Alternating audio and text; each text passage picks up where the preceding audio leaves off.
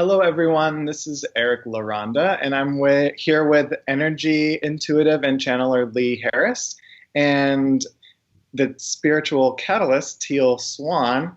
And we're here to just talk about 2016 and all the themes that we've been experiencing this year and what we can expect leading into 2017, along with many other fun topics. So let's just jump right in, and let's start with Teal. Teal, what are some of the themes that you've been sort of recognizing this year, some of the struggles, and how we're sort of tying up loose ends with that as we lead into next year? Okay, so the primary theme of this last year in 2016 was all about purification. That's the cleansing. So pretend that you have to move out of your house. There comes a phase where you have to decide what you're getting rid of, decide what you're keeping, figure out how to organize it, figure out how to clean up what's left behind. And we're doing that universally, all of us, on a mental, physical, and an emotional level. Right. That can be a process which is both exciting and also terrifying. Mm-hmm. And what we find also is that we become really aware of our attachments. Attachments are anything we identify with. So if we're identified with something and the universe is calling us to purify or cleanse ourselves of that thing, we end up feeling pain. So the majority of what we've been struggling with this year has been about those attachments, how to let go of the ones that no longer serve us, how to decide what no longer serves us. And most of us this year have felt a little bit like we're on an out-of-control roller coaster that is taking its own course. So we're also simultaneously having to practice the art of allowing. So yeah, it's been a really intense ride. What do you think, Lee? It's funny, it makes me think back to 2011, 2012, and there was that very strong window of time that everybody was focused on. And it feels like in a strange way, this year is the year that finally hit. It's not that those energies hadn't been starting, and I think they were starting 5 or 6 years earlier anyway, but it's like now we're in it. And so to add to what you were saying, the other thing that I've really noticed happening is a rising of fire for people. So people really getting in touch with their own fire or being triggered by the fires that are going on outside them, the fire that's going on in the world politically, in governmental structure, but also just on a very personal level, having very fiery both conflict experiences with other people, but also resolutions. So it's been that strange experience of seeing people separate from loved ones and come back to loved ones or come back to a place of peace in themselves around some of their more combative experiences through their growth. And to me, that fits with what you're saying and seems very preparatory for the next few years. Yeah. Yeah. Yeah. Lots going on.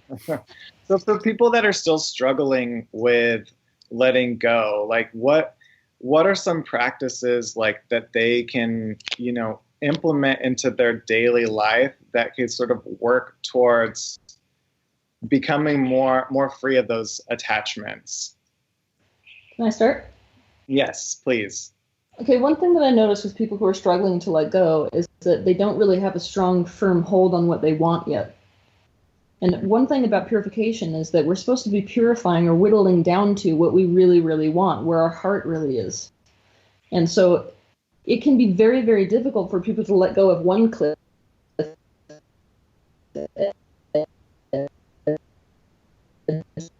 the best thing we can do is to get really clear about what our heart is telling us is right for us, get really clear about what we really want and why we want those things. So that when we are letting go, it's going in the direction of something else, not just this spiraling abyss. Mm-hmm. The people that I see right now that are holding on the most are the ones who don't have that clear vision. And so it literally does feel like I'm letting go and I don't know what's on the other side of this. And uncertainty is one of the primary human fears. So that would be my suggestion. Yeah, I was struggling with that a lot earlier this year, and actually like several years, for like figuring out exactly like what do I want? Like what does that even look like? And there's, everyone, I feel like collectively, like we have all these ideas of like what we think we want. And so for me, like it was a lot about like more about a feeling. What kind of feeling do I want? I want a feeling of freedom. I want a feeling of I like to travel. I want to implement some of this into my life. I don't want to work 9 to 5. So like Lee, do you have like anything more to add to this sort of like how we figure out what we want and then how we like sort of like let go of the things that are just our lowest anchors and holding us down? Yeah, another side of it that comes up for me is the making peace with what happened that you didn't want and making peace with what you see in the world that you don't want right now, which I think is tricky for empaths, sensitives, people who are wanting to see peace in the world. Yeah. It's like they look out there and it's like, this is not the world I want to see. So I think as you get sucked into that vibrationally, or as all of your focus starts to go there, you tend to lose that true reality, which is if you can come back to creating something that for you will be vibrationally whole, that will uplift your life, you will then be even more of a beacon for that and those around you. But I see a lot of people get sucked into, I can't have this for myself because this person right at my shoulder who I love dearly is really suffering and struggling, and there's a real perspective shift that's both mental but also energetic, where you have to get to a place of, I live on this planet, there's a lot of suffering here, I wish there wasn't, but there is, so I'm going to have to accept that. And usually what that does is catalyzes that deep healing in ourselves of all the times that we've experienced trauma, or maybe that we've delivered trauma and that we've been in that map and grid together. So for me, it's quite complex when you start to unpick that stuff. That was something that was kind of hidden from my view for many years. But I tend to see that the people who are really clear about manifesting and clear about bringing to themselves what they want, they tend to have, people who've had near-death experiences are great because they're like, oh, this is just borrowed time, and I was gone and now I'm back, so I can just really see through the illusion of it. And I think of you guys, you're probably younger than me, I'm 40. I notice for myself that I'm also dealing with a heavier generational imprint than the younger generations coming up. So I'm like, oh no, I've got some 1976 energy that I came into that, my friends who were born in the 80s and the 90s don't have to deal with. And I notice that happens in the body. As you get older, you encounter those imprints that are generational wounds that need healing. So for me, kind of adding to what you guys already have pointed out, there is a lot of that going on in the work that I'm doing at the moment, because I'm seeing it coming up with a lot of people. Is how can you see what you're seeing outside you and at the same time align yourself to be a generator of something else? Well, this is what I watch, is that I feel like positive focus and that kind of like intentional creation work, it works perfectly unless you're using it to avoid something. The minute you're using it to avoid something, it's nothing but a tool of resistance, and whatever resists persists, and so it literally becomes the mechanism that creates whatever it is you don't want to experience. But the antidote to that is to get out of the idea that something else shouldn't happen. So it seems to be that there's this kind of beautiful marriage when you're in the art of deliberate creation between deliberate creation and letting go and allowing for whatever it should be happening. Because if we lock our mind into, because I'm thinking of it, this should happen and nothing else should happen, then we get into the shouldn't. And this is one of the attachments. If I have an attachment to the way that this world should look like right now, the way politics should look right now, I'm going to be suffering. Because the reality is, it doesn't. So it's at times like that I feel like we need to be taking on the opposite practice, which is the practice of whatever is happening should be happening. Let's look for why it might should be happening, as opposed to constantly looking at it in the terms of this shouldn't be happening, because that causes suffering. If you look at suffering, if you want to make it really, really super simple, it's this fast. I'm either looking at something with an attitude of it should be happening and yet it isn't, or it shouldn't be happening and yet it is. So it's those types of thoughts we really need to encounter, especially for light worker people, these people on the planet who have a heightened consciousness, because we want to believe, wanting to avoid war, right? That whenever we put our mind into the new earth and this like new groovy awesome stuff that's happening, that none of this conflict's going to occur. But the problem is that we have a collective frequency. This is why I want to dedicate so much of my life to waking people up individually, because it's the individuals that make a collective consciousness. And the issue is with having a collective frequency is you have a collective point of attraction. Now, I'm just going to be super honest on this call. Our collective point of attraction is a third world war, a very large one. Yeah. And so, so we got to take into account that collective, what we're lining up with collectively. And I've been talking a lot lately with people about the fact that awakening usually comes on the heels of suffering. We have to realize this about our own lives.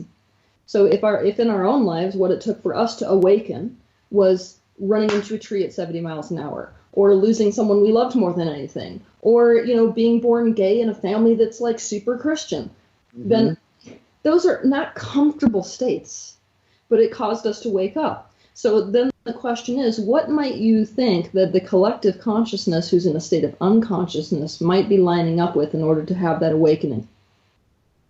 So I feel like for those of us that are, and it's difficult, like, let's just be honest, it's not going to be fun to watch people suffer. It never is. But we have to understand what it did for our own lives. Right. That happened to us, and thus not look at this with an attitude of this should not be happening. So like staying present with what's happening right now, and like not fighting that, and looking into like the deeper reason and the story like behind why that's happening right now.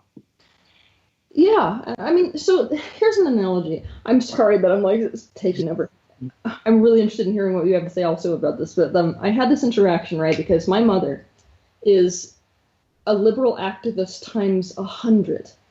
Like, this is the woman where if somebody who's super Republican, conservative, gonna destroy the environment gets into office, she will get on a plane, fly to Washington, D.C. to demonstrate. She was a brow burner in the 1960s.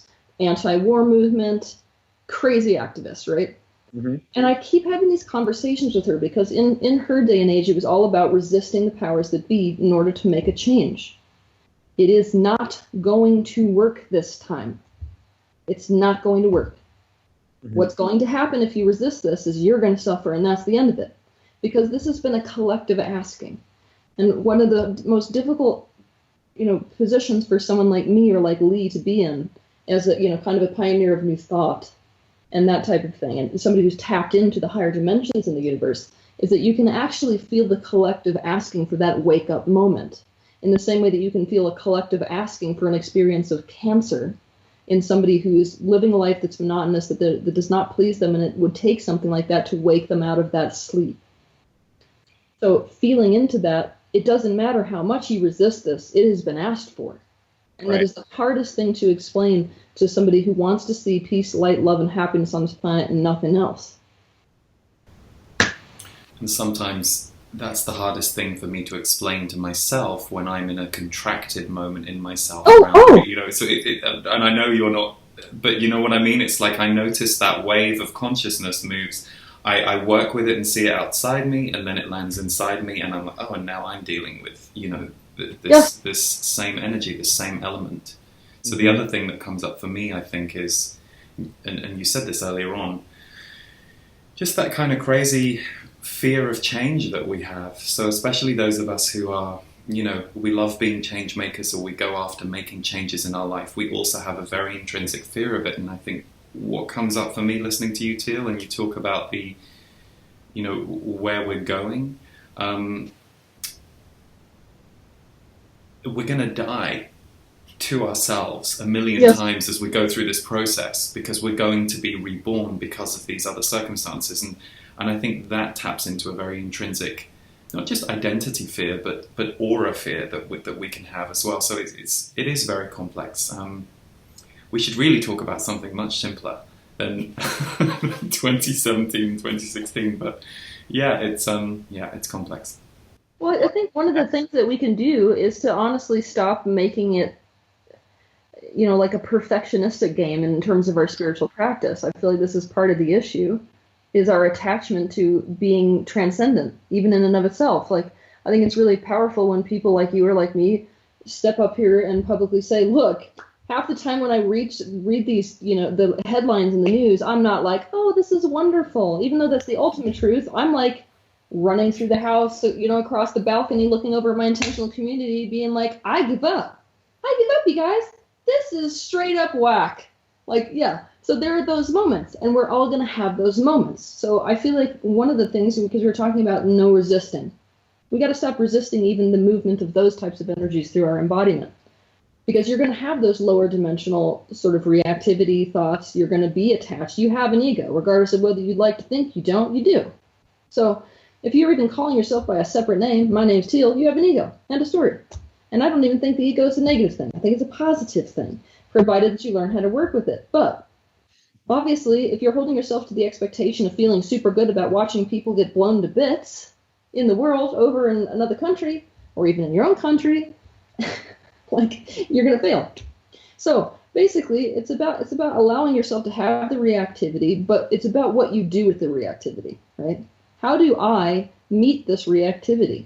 How do I come to terms with it? How do I work with that energy? How do I use it to become more conscious myself? Exactly. So with the fear and sort of uncertainty that a lot of people are feeling, and with next year kind of being more of a year of like actualization, like if we're caught in this sort of like spiral of fear, would you say, Lee, that like that's something that we're going to be manifesting in our life? Or like how can we like let go of that in terms of like what our purpose is, and focus less on the fear?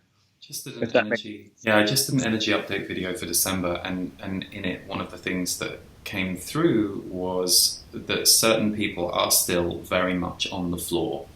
They were going there before the election result anyway, but the election result really just walloped them onto the floor. And my advice was, if you're on the floor, do every single thing you can to get off the floor.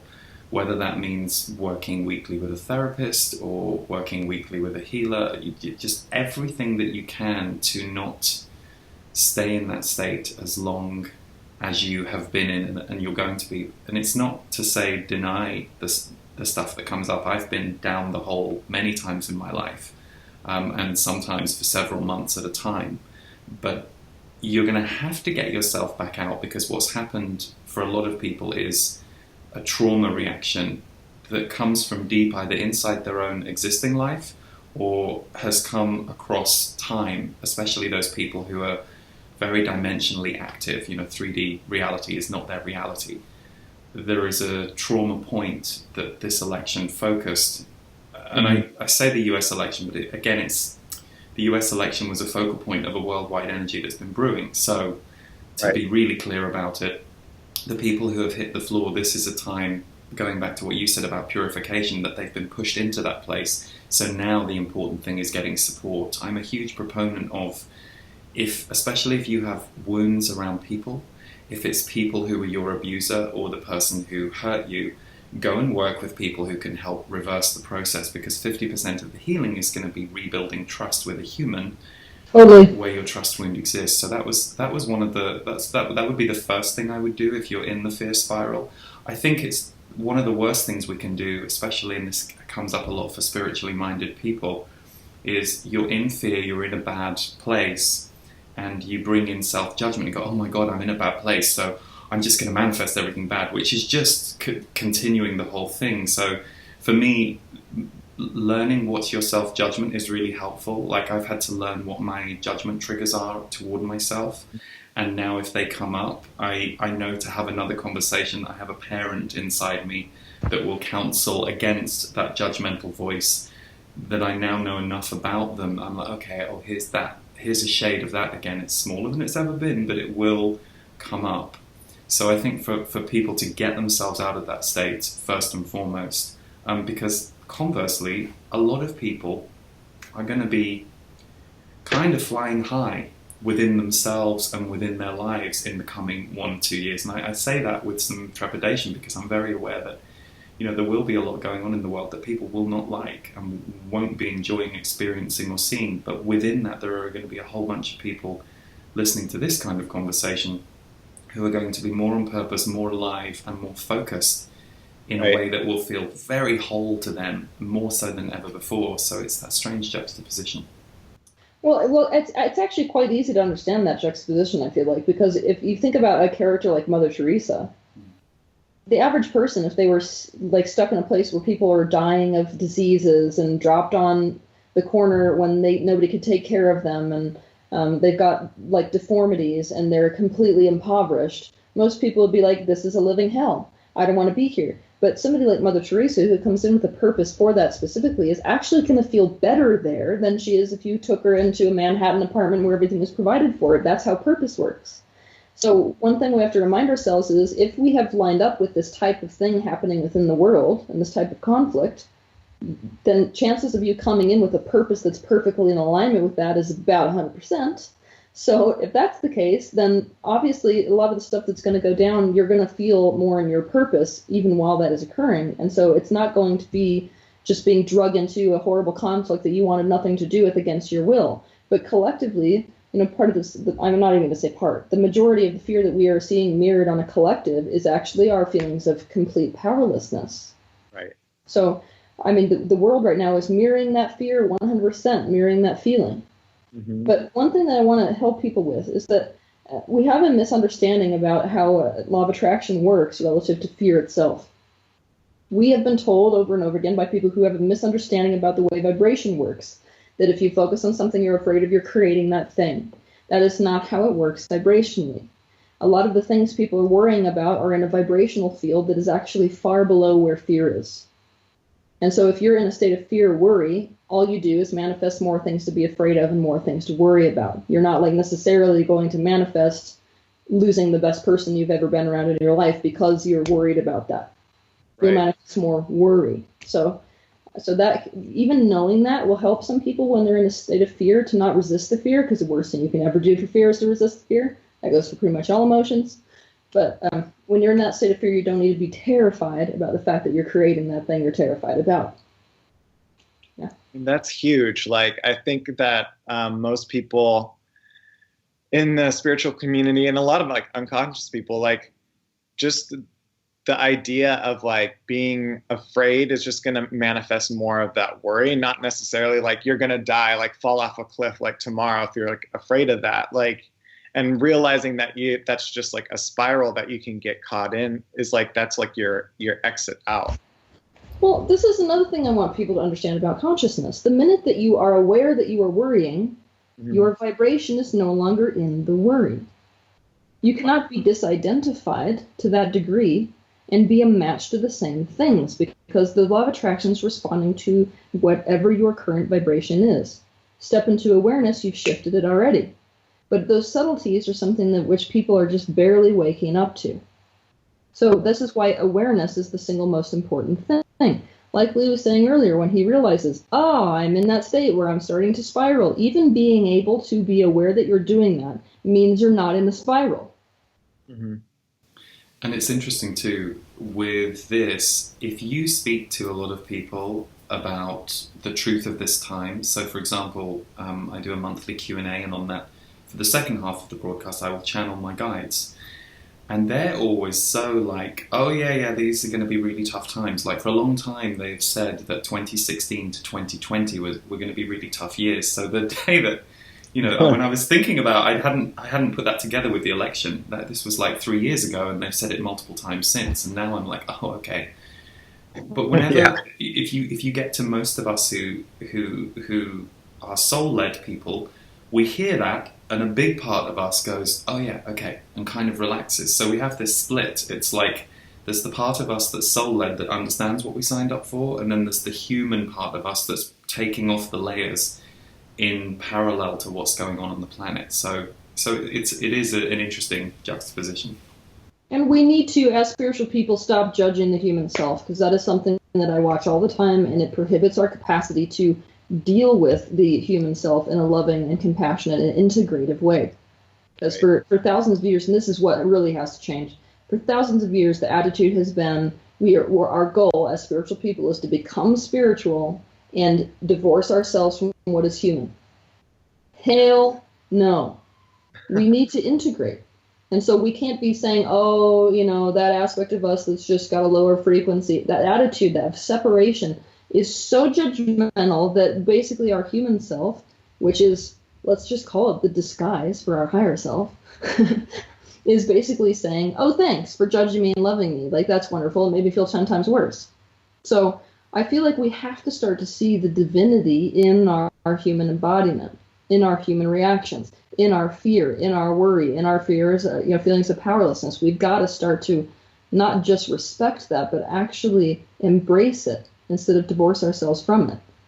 Because anything you try to push away is just going to get 10 times worse. So what I would love to see personally for people who are going through this transition is to stop having such a horrifically judgmental, like negative attitude towards the aspect of you that's scared of this crap.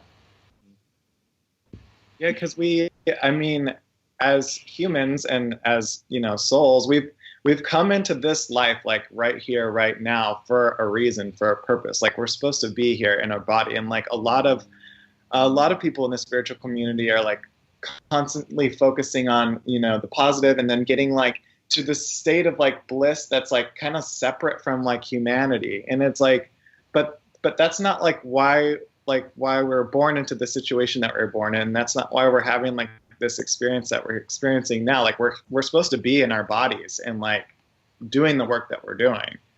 So, so Lee, like, how would you say like people can be more in their bodies at this time? Because like sometimes I feel like fear is like a distraction from like your own life or, a lot of the things that are going on. Yeah, like did you ever have a period, Lee, where you were like, I'm just going to distract myself from the pain that I'm in or whatever? Welcome to my teenage years. And then my 20s was spent excavating. Yeah, I did the whole lot. I did bulimia. I was 60 pounds overweight at the age of 16. Oh yeah, I know all about it. So how did you come back to your body? Like how did you commit to this life? I feel like I was shocked awake in a strange way. And I had support. I had a couple of people around me.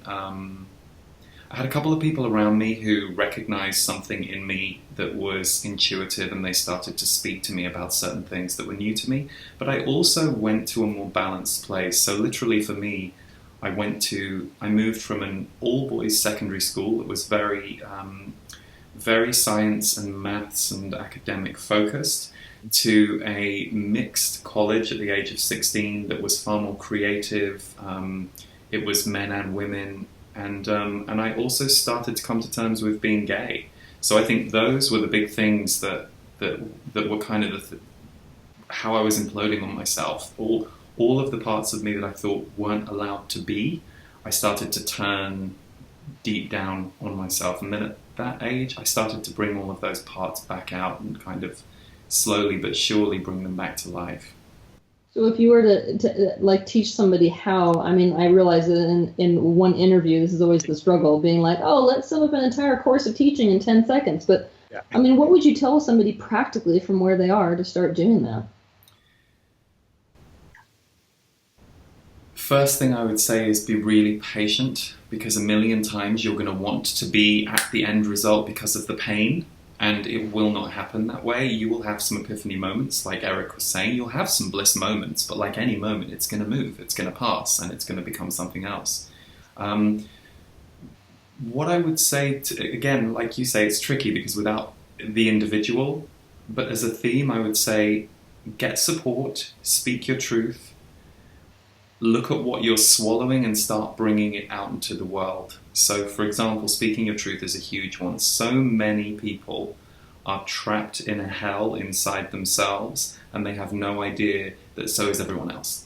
And that if everyone, every morning, were just to sit down and say, here's the 3 things I feel great about today, and here's the 3 things that I'm really struggling with, by the end of that, everyone would be like, oh my God, everybody. It would just completely neutralize a lot of the perceptions and inner prisons. So for me, it would be how to get people to step out into their life. So for example, if you have someone who is artistically inclined and you can recognize that in them, they're going to be suffering if they aren't bringing that out into the world. If you have somebody who is living with shame that they've internalized, how can you reverse that shame for them and start inviting them to bring those aspects of themselves out into the world? So yeah, it's an interesting one to think of a general formula, but I would say invite yourself back to life and use people to help you do it, or use forms to help you do it. I'm so on board with the concept of getting people into the concept of connectivity and support, because like quite literally your suffering, it rests on your isolation. Mm-hmm. And when we get into these states where we don't feel good, especially if we think that we should feel good, we isolate ourselves because we don't want other people to see us in that state. But it is that connectivity that's going to rehabilitate people. And like you were just saying, when you're around people and you start to actually see that everybody's in the same damn boat, it is so incredibly freeing. It's part of why I love these synchronization workshops that I'm doing. You get the 300 people in a room, and whoever steps on stage and exposes their problem, everyone else in the audience relates to it. And they're like, oh, crap, I'm not the only one who's been doing that. It is priceless. So I feel like isolation has to end. And so what I would suggest people on a practical level, as opposed to a theoretical level, is I want you to look at your life and how you're living a day. So like take a day. What do I do practically? Do I wake up? Do I brush my teeth? Do I go pee? After I do that, do I get in my car? Do I drive to work? What am I doing every minute of every hour of my day? And look at how much of that is about connection. Now, how can you get connection besides that? Are you sitting in your house watching the umpteenth episode of your series on HBO? Or are you out where you could meet people? Are you saying, I really wish I could have a friend? Or are you trying to connect with people over the internet? I mean, what are you doing in your life to prevent, or what are you not doing to create connection with people? And this kind of brings it back around too to the whole idea of like purging, like, because if you're writing down like every step that you're doing during the day, during your week, and like you can see on paper like, oh, I'm spending a lot of time doing this, where I can maybe let go of that and like focus on maybe going to Starbucks and like mingling with people there, or like joining an art class, or whatever it is.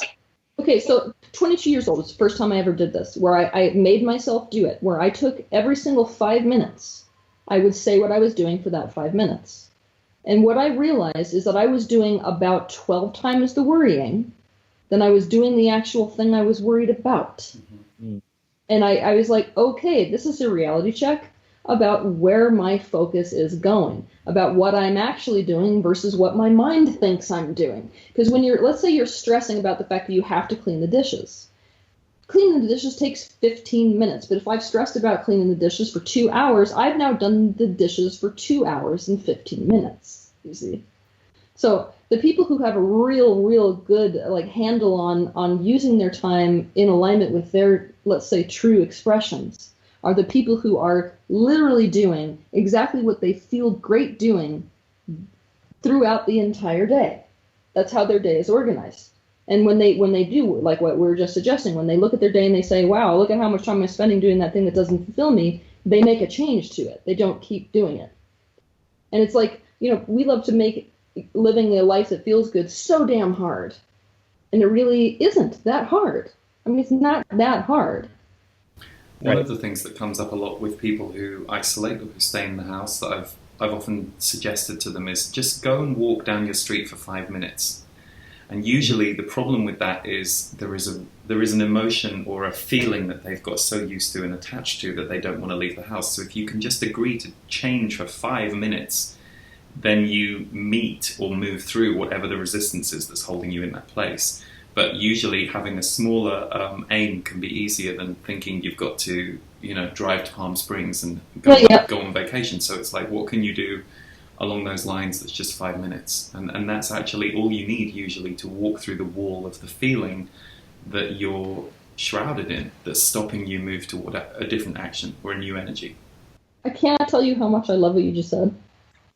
Because what I watch with people when they are in a state where they're struggling with something that they don't want to be aware of, right, is that they have all kinds of coping mechanisms for how to get away from that thing. And so then they're confused when you say, okay, let's look at the things that are holding you back. They don't even know what they are because their life is actually subconsciously designed to avoid it. So you've got a person who isolates, you've got a person who watches HBO all day long, or you've got a person who never has a real relationship, has it over the computer. And when you say, what's holding you back? They're like, I don't know, because they don't actually realize that all three of those things were designed specifically to keep them away from whatever emotional feeling or previous wound or whatever is causing them pain. So part of this, the crucial aspect of this purging process that's been taking place this year, and it's going to continue a little bit, is to really do what you said. Get outside your bubble, even if it's for 5 minutes, so as to confront what it is that has got you blocked. And so in that way, it doesn't need to be about doing the right thing. doing anything that gets you out of your normal routine is going to make you confront what your normal routine is designed to help you avoid. So it was genius.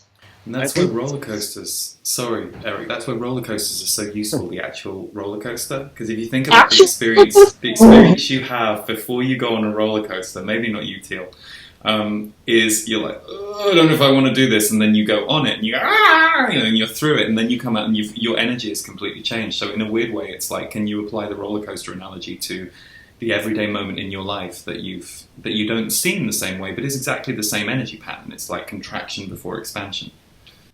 And I think what people are missing is that sort of action step. Like, you're taking the action of just getting on the coaster, the roller coaster. You're taking the action to just step up out of your apartment and walk outside for 5 minutes. And I feel like a lot of us out there are, in this sort of like whirlwind of worry, and we're in a state of like inaction. And so do you guys feel like that's kind of like the first step to empowerment, is like just taking those action steps to like make even the most like minuscule changes to your like routine or to where you're stuck? I think that's a great way I think it is very empowering to go against your usual pattern. I think it's also tricky because you're going against the collective, and I think that's what we can forget. We make it all about ourselves, and it's like, oh, well, I'm not very bold. And it's like, well, look at all the people in your life and your community. If boldness is not an emblem in the energy signature of that area, then you're really going to be going against the grain. And some people love that, and that's what they're built for. For me, action steps are empowering, but they can often lead to a whole other level of empowerment that you didn't know that you were kind of clawing your way through the thorns to get to. So you're just seeing the thorns. You're like, I've got to claw my way out of this and cut these down. But you don't realize there's going to come a point when there's this huge payoff. A whole other dimension of your life will open up to you, but you're not going to see that. You're just going to focus on digging in and I think make peace with the discomfort and the emotions, because the emotions, those things are going to come up. It's like you can't open to your highest potential without meeting all of your lower areas. That's just the journey. And I used to see But Lee, I thought it was all going to be sunshine, gumdrops, and It's for roses. you, Teal. It is for you. Just for you. It isn't. It is. It is not. Okay. No, I'm So, teasing. oh yeah. Okay. So to add to what you were basically just talking about, I think we get into real confusion because if those of us who have been practicing using the law of attraction to our advantage by deliberately creating, we know that it does no good to try to take action steps when we are not aligned in some way in terms of thoughts and emotions beforehand. But I want you to realize that we are trying to get everything right. That's what we do as people. We have to get everything right. And so when we hear something like that, we're like, oh, great, I have to get myself in a completely perfect state mentally and emotionally before I take an action step. And that's not what we are saying. We're saying there is nothing more powerful in this universe than to come into a state of alignment mentally and emotionally and then let inspired action take place from that position. However, you can get yourself into a loop where you are so damn stuck that it doesn't really matter what you're doing on a mental and emotional level. The reason that you are feeling the way you're feeling is because you've got yourself trapped in the state of inaction.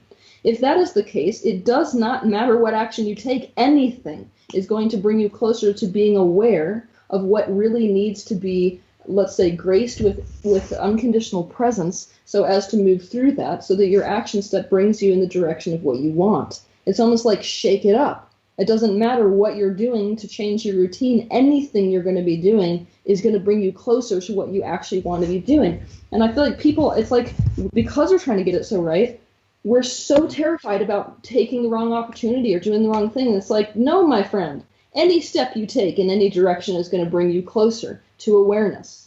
And so if you take that step and it feels crappy 2 days later, that tells you something.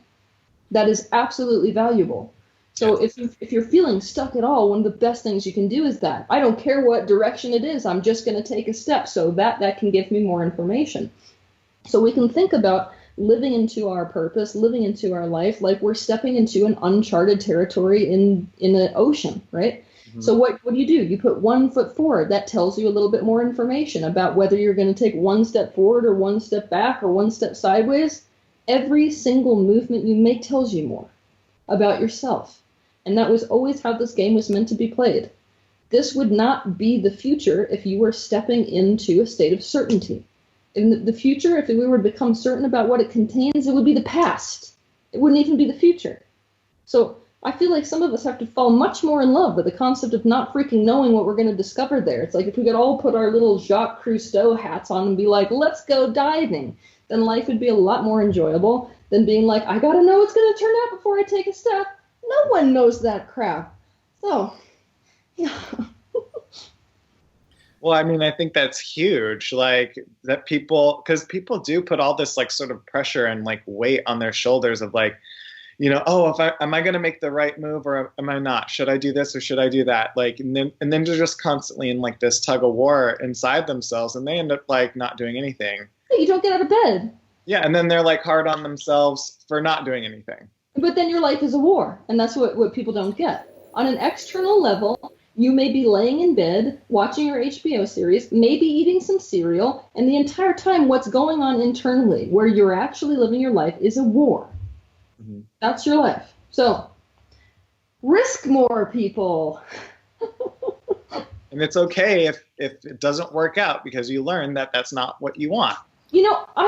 Okay, so can I have a little, I realize that I'm just like taking it away, but I'm on fire here for a minute. You ready? I feel it.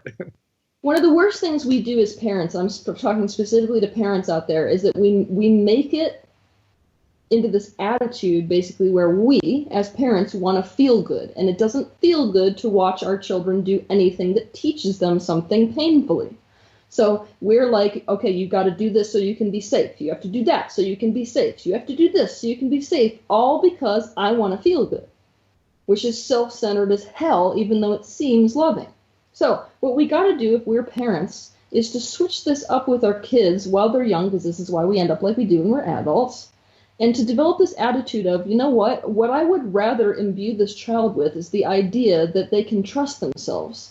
So let's watch them take a step forward, learn from the consequences of that step, and then make a course correction accordingly, and stop making it about this terror about getting it right or wrong. This is the major issue we've got. We've developed into adults that are obsessed over having to get life right or wrong because our parents do that to us because they don't want to feel bad. Right. So we're conditioned in this way.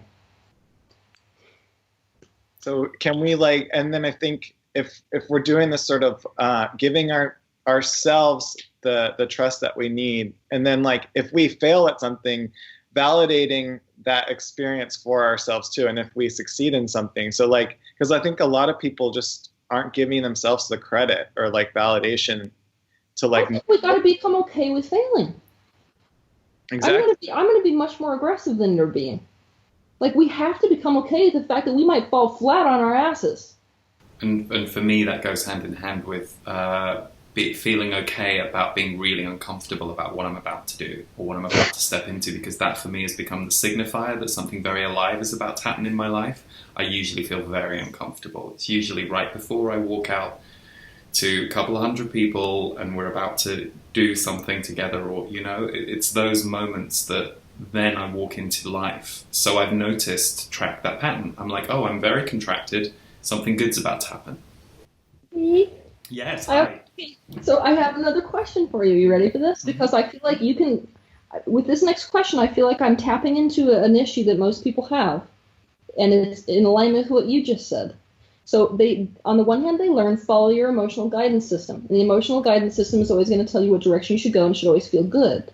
So now you've just wound them up on themselves, and now they're confused because you've said, wait, the best things in my life come on the heels of being uncomfortable. Follow what's uncomfortable. So can you I want you to make it clear for people. Okay, perfect. And firstly, what I will say is if my own journey through personal development and then being a teacher in that world and spirituality has taught me anything, is that there is one rule does not apply. So it's you're going to try on a rule for 3 months and it will take you from A to F, and then you're going to have to abandon that rule and go somewhere else. And so that's just my first kind of thing.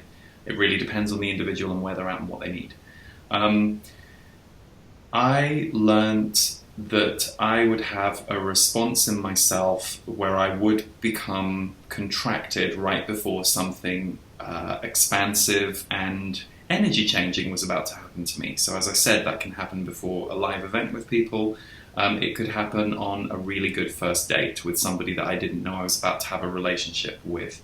So just many examples. So there was a difference for me between discomfort and terror.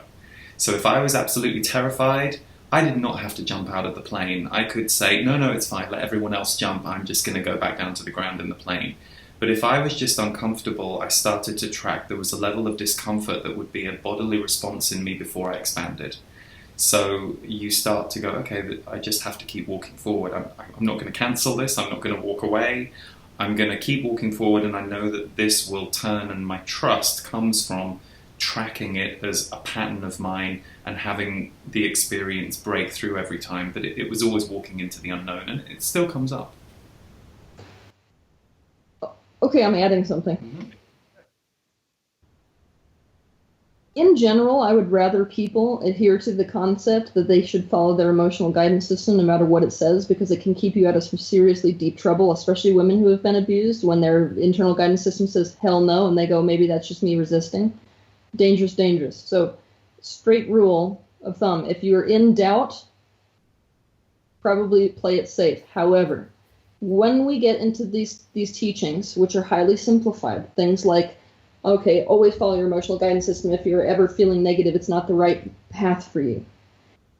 It's not that simple, because you are not one embodiment, right? So we like to see ourselves, because we call ourselves by one name, as one being, but we are in fact many, many selves, right?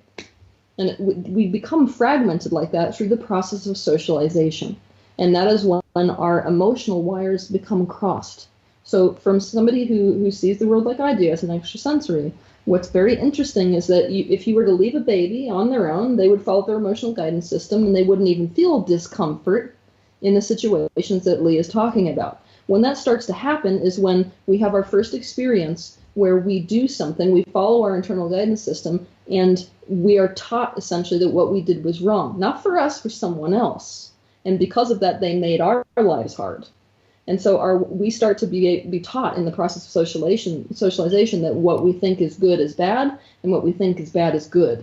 And so we start to have a lot of reactivity that is actually abnormal, even though the body registers it as discomfort. It is not a normal reaction, not a natural reaction, because it has been created by prior experience, which is why it is true that you should trust your internal guidance system, but that it is also true that you can only trust your internal guidance system to the degree that you are currently aware of yourself.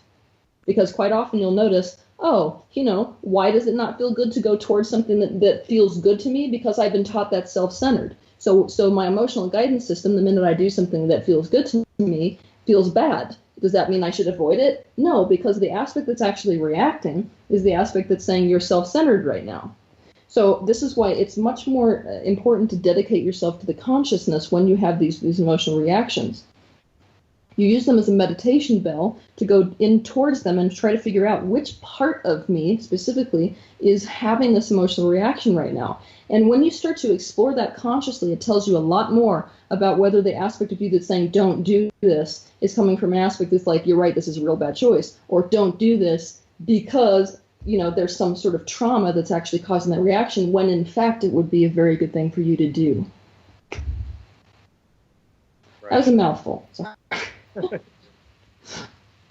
So, Lee, let's kind of shift gears a little bit. As we're sort of moving into next year, what are some sort of tips or advice, or some sort of like energies that you can kind of like give to people out there as they're like still letting go and just moving into something new and fresh? The first thing that just hits me is go as gentle with yourself as you can, which I think is a great rule for life. Like, try and, if you are stressed or still just try and quiet down the amount of external stimuli. And that's definitely something that I think will really benefit people in that first month of 2017, because once we hit February, things are going to really ratchet up in quite a fast way.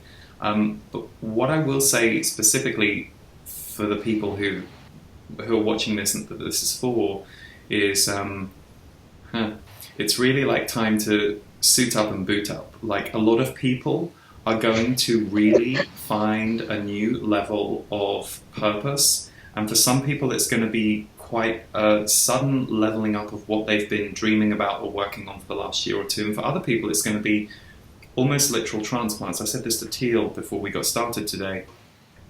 There was something that came to me this morning, that a lot of people are literally going to be taken from where they're living and dropped somewhere they didn't think they were going to be, or pulled somewhere they didn't think they were going to be at lightning speed. People are going to be put into certain places very fast in the year of 2017 for the coming few years.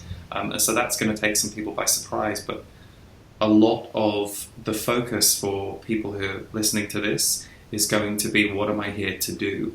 Of course, you're here to have your experience, to learn, to heal, all of that too, but a lot of the focus is going to be, what am I here to do?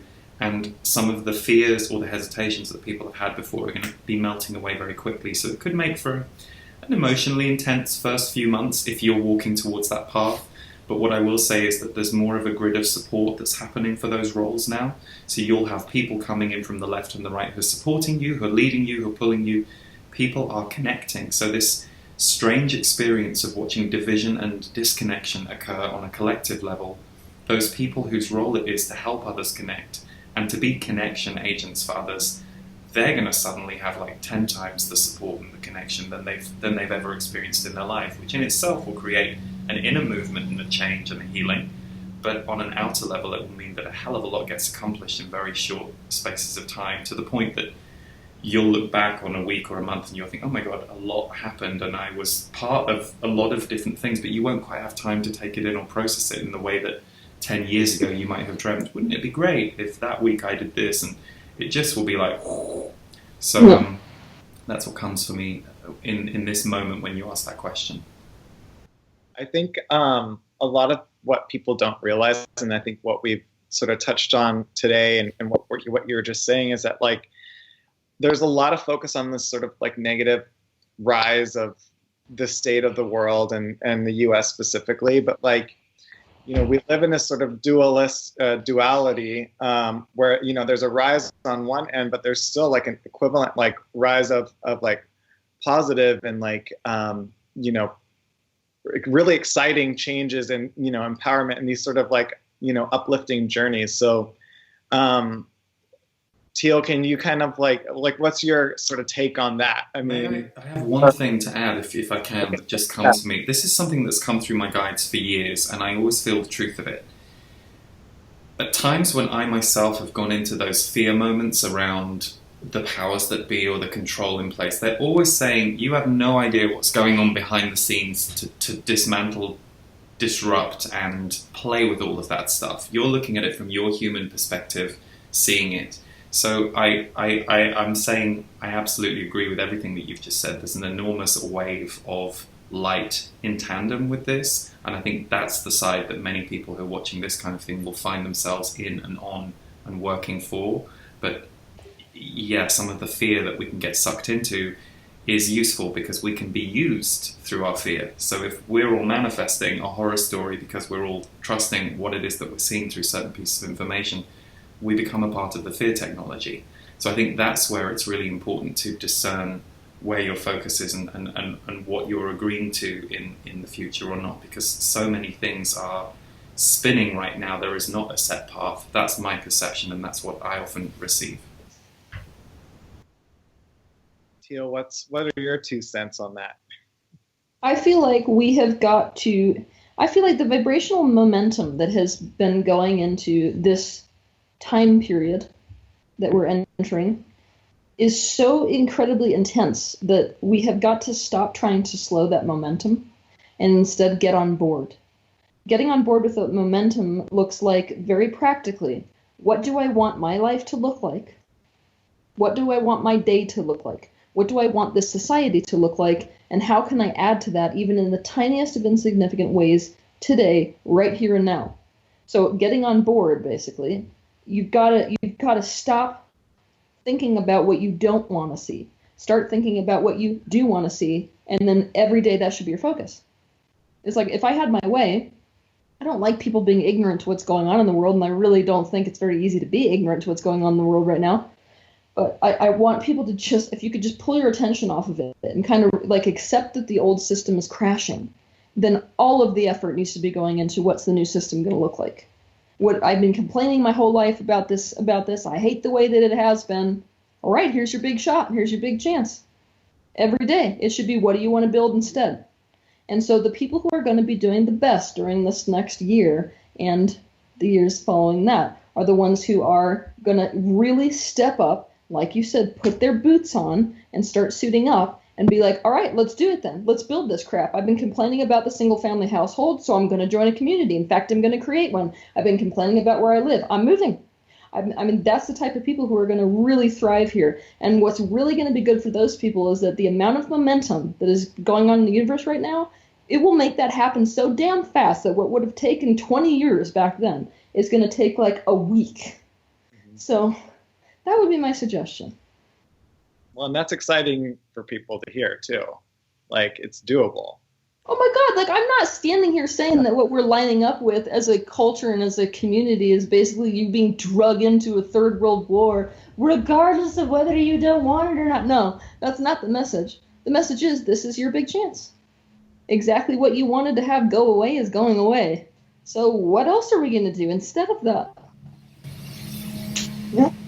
And within all of that too, because I do think we're in a little bit of a depressive phase at the moment that's just been going around. And, you know, I mean, for a lot of people, I think over in Europe that kind of kicked off with around the Brexit time as well. So I felt like Brexit and the election was so linked energetically. I was like, oh wow, I felt this in a smaller way back in I think it was June. But exactly what you said about excitement, there are so many different energies now coexisting that you can be in your own vibrational pocket and your own vibrational community and have experiencing a kind of heaven on earth. And I'm not saying that that's something that you should therefore try and completely disconnect from the rest of the world. I'm just saying that that will be happening for people. Like, I do feel that that's the kind of strangeness about these coming years. There's going to be such a stretch between what some people are experiencing and what other people are experiencing. Yes. And I think one of the big opportunities for people who have perhaps aligned themselves with the lower vibrations of others or been the healer who lifts the person who's depressed is you're going to resign and you're going to let someone else learn how to heal the depressed, and you're going to be the person who inspires people to learn new skills. So you're going to take the same energy of wanting to work with people and their vibration and help them transform, but you're going to up-level it for yourself as well. So there's going to be a lot of people, some of the kind of grief or sadness that some people are going through right now is they're trying to get it out of their systems so that they're no longer aligning with that grief and sadness in the world as much of their day as they used to. So they're no longer working with grief and sadness. Instead, now they're working on joy and expansion and bringing that. So that, I think that's where there's such a sea change in the air at the moment. People are literally divorcing their old jobs and doing something either completely different or up-leveling within what they were doing before. So it's a very strange map to look at energetically compared to, say, 10 years ago, where things were a little more monocular in a way, or a little more linear. Now it's like this, for me anyway, it's like this map of so many diverse elements lighting up and having relationships with each other. Yeah. Oh my God, the variability in the universe right now is blowing everybody's mind. You used to be able to predict with reasonable certainty what would occur. Now it's like, my God, with people awakening, the timeline potentials are just like, it's like walking, it's like literally, it's kind of like walking into the stock market and watching the tickers. It's just like, wow. Yeah. I think something that would help people also is like by, making those conscious decisions in your life and going to those directions of like what you're passionate about, or, quit that job or this or that, like, you're showing the people in your life, like your friends and family who may not be at that point yet, that like that's possible. Because I feel like a lot of people are worried, like, oh, well, what about my family? Like, what's going to happen to them? Or what about my friends? If I move away, if I move to Costa Rica, like what's going to happen to everybody else? Am I just like abandoning them? But it's like, it's like when you make that shift in yourself, like it also like kind of shifts them, right? Oh yeah, big time. I mean, there's nothing better to do for teaching other people than to do it yourself. Because even the ones who are like, oh, you're going to fail, it's going to go miserable. If you're thriving, they're going to start to question themselves. It's like planting a seed. So they're going to be like, okay, so what am I doing so as to not line up with that? And that becomes the awakening for many people. And it never does well if you come into people's lives and kind of force them into change, because then the message you've been giving them is, you're not okay. I don't approve of you. Right. You know, it should be different. And nobody likes that. The first thing they're going to do when you come up to them in that type of attitude is like, screw you, dude. Like, who the hell are you to say? So. Yes. So like planting seeds by way of just doing following your own passions and your own directive. Yeah. So, I mean, so let's say, okay, so Lee, here's a question. Let's say that you've got somebody who's like, okay, I'm feeling pulled in this direction, but it's completely like the opposite of what I'm currently doing, and it requires me quitting my job. What about like the worries, the typical worries of paying the bills and all this other stuff that I can't necessarily just stop today? What would you say to those people? It would depend on the person, but what I often do is if the money side of things is going to put an unnecessary stress on them, because I've seen people do it both ways. I've seen some people dive in, and it has worked for them, but I've also seen people dive in too early. I've seen people just give themselves, I'm just going to change my whole life, and then they're, totally stressed and distracted from creating that change and continuing that change. So it would really depend on the person, but what I tend to do when people present me with that thing is I kind of just do a few checks with them on their body. I'm like, well, how does your body feel? Let's walk into that reality. Imagine for a second you're in that reality, and how does your body feel? And if their body feels kind of lit up and expanded, and they're generally, they can give me some clear indicators of where they're going to be. It's like, okay, well, great. Well, it's saying it's the way to go. Now, what are the fears that come up? Let's look at those to try and save you some time as you're going to have to go through some of those things. Other times, if people go the other way and they're like, I'm not sure, then I tell them to wait, because I also feel that there are ways that you can create change in a 50% way that gets you used to it. You have an easier time of going through and transmuting some of the emotions you need to leave behind. And then it's a lot quicker for you to, at the last minute, just go, okay, now it's 100%. So sometimes it's problem solving the situation itself as much as the vibration the person is in that's holding them off from getting there. Because some people can do it fast, and some people need to do it in 2 or 3 steps. I totally agree with them. I totally agree. Yeah. Well, it's like, it kind of comes back to like being here and present and now. Like that also applies to like your body. Like you're saying, like doing those like sort of body scans and checking in and like being connected with this part of you, which is, what you came into, to like, and put trust in that sort of those feelings and those sensations to like lead you in the direction that you want to go. And that comes back to something you said earlier, Teal, about the body. The body is so intuitive, and yet I think for so many of us who've found spirituality or opened through spirituality, for a lot of us, we went there through trauma. So we went there through trauma, which was making us leave our body. And then slowly you have to learn to come back into your body. And there comes a point when, all of this will go, okay, now back down you go. You can't keep seeing more up here until you go back down in there and deal with this. So I often feel, and I see this a lot with the people that I've worked with, that if they aren't already body activated, if they aren't already somebody who has found a joy or a presence through moving their body, it's usually just that one area. If they're so afraid of exercise, or they're so afraid of moving their body, to go and do something simple, like, for example, Qigong. You and I were talking about that earlier today. Qigong is a great way of moving your body that's non-aggressive, that's very aligned with energetics. If you could make that change for yourself in 2017, it's going to completely round your ability to be a soul-led person, because you'll have more trust of your body, and you'll be able to have more room inside your body to help you navigate the world. And I think that's a big piece for a lot of spiritual people that I still see going on out there, even with the rise of, yoga's popularity and certain methodologies. Well, I mean, there's so many conflicting messages in spirituality. It's almost like there's something non-spiritual about sex, which is part of the body. There's something non-spiritual about needing food, which is part of the body. Basically, that's the thing. We've made the body an enemy. We've made the body a barrier instead of our entry to spiritual practice. And You know, I mean, all of us who are teachers have our various concerns about being disembodied for different reasons. My main concern as an emotional expert is, where do you think they exist? If we're talking about your emotions being your guidance system, where the hell did those exist? They exist as sensations within the body. So if you're disembodied, you can't even freaking feel them. So yeah, get into the body. 2017. 2017 boot camp.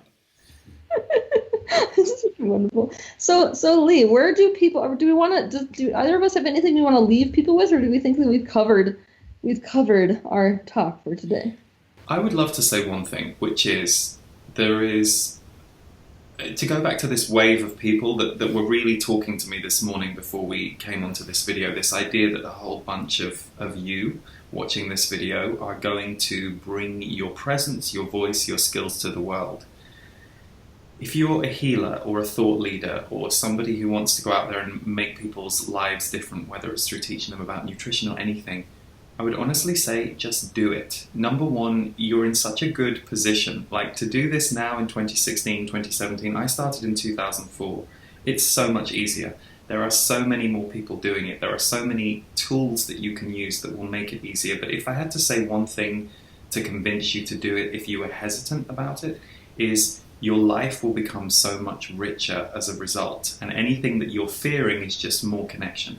You'll basically become more connected to the world, more connected to your purpose, and more connected to people, not just the people who might receive what it is you're doing through work, but as a knock-on effect, you'll be able to connect more in your personal life than you've ever been able to. So you're needed, is what I would like to say, and we need many different voices. And we need it told to us a million different ways with a million different tones. So you will go through some stuff where you'll go, well, Teal's doing it, so why should I? Or Eric's doing it, so why am I needed? Because we all are, and because we all need it a million different ways and a million different times. So that's what I would say to you. And I would also say that, you know, doing what I've done, I've gone through many times where I didn't want to do it, was afraid, all of that stuff. That will all be there, but the question is, do you let that stop you, or do you recognize that's part of the journey that you're going to go through personally as you walk toward it? So, Teal, what would you like to leave with the viewers today? Okay, right now in life, you are standing on the train platform and you are watching the train. You're not sure if you want to get on the train, but the reality is you're going to be drung along with it if you don't get onto it. So get on, like right now. That would be my message. Like literally, just get on. The momentum is not going to stop, and it's not going to slow for one person on Earth. It's a lot more comfortable when you're going with the current instead of against it. So whatever that means to you, get on board. I love it. So Lee, where do people find you, Lee, if they want to find you? I'm at leeharrisenergy.com. I'm on Facebook, Lee Harris, and I create, usually about every 3 or 4 weeks, I create energy update videos which just speak about what's going on and how to best deal with the energies that are going on. It's also available now as an iTunes podcast, and I have an online members community where I do a monthly live Q&A. There is a monthly MP3 on a different topic, and all of that jazz. It can all be found at my website. Do you have any upcoming events, Lee?